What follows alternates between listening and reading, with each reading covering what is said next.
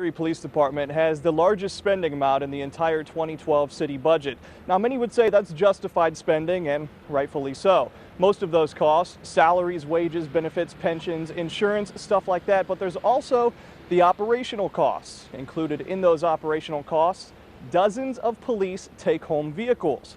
Now, some say that's some extra fat that needs to be trimmed, and one of those people is one of the city police department's very own. An Erie police cruiser sits in the driveway of a private home. The officer who lives here drove the car home from work. It's called a take-home car. It really doesn't benefit the city by having people taking cars home. That's an Erie police officer, one who agreed to speak to us only if his identity was hidden. 55 city employees have these take-home cars. 46 come from the police department. Erie taxpayers cover not just the costs of the vehicles, but gas and maintenance too. I think there are far too many cars that are being used for take-home purposes, and I think the money could be that's used on these cars could be better used to serve the department. The department does not keep detailed records on the cost to drive these cars home, but here's what they spent in 2011 on their total fleet.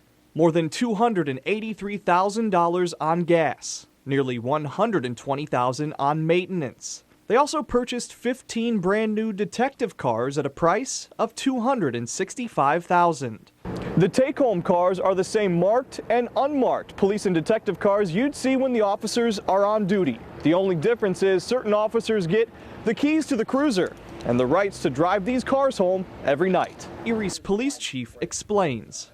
There are situations where we want these officers to be able to get into their vehicle and respond immediately. But the question becomes, in a 173-person department, can taxpayers afford to fund this option? I don't think affording those is really the issue with this. Can we afford not to have them when we need them? If you're a hostage in your house because somebody did a home invasion, let's say, and you're a hostage and we need people on scene right away to try to rescue you and apprehend a violent offender. I don't know how you put a price tag on that. The police department is staffed 24/7, and Chief Franklin admits the first responders will always be those on duty at the time. Our officer tells us most of the time if someone is called into work from his or her home, they usually don't go straight to the scene. They generally go to the station first anyway to get briefed on what's happening. Another question comes into play. How often do these officers even get that call at home? Do you have any numbers of how many times that's happened over the past couple of years? As far as I know, we've never kept any kind of database regarding that. But still, it's a policy Chief Franklin stands by. And 4 stories up from Franklin's office at City Hall, Mayor Joe Sinnott agrees. I rely on the expertise of those that know how to do law enforcement best, and if their feeling is that it's better for the community as a whole that we're able to respond this way, I think that the cost of it, which in comparison to other things is relatively minimal, I think that the benefit is worth it. But is the police department even allowed by city law to have 46 take-home cars? We uncovered a city ordinance that says no.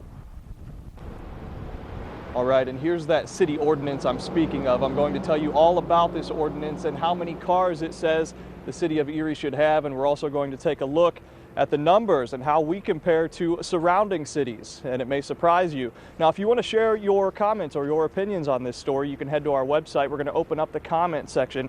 That's WICU12.com, and you can also send me a message on Twitter to let me know your thoughts. My Twitter name is @VinceSlomsky, all one word. Reporting live, Vince Slomsky, WICU 12 News.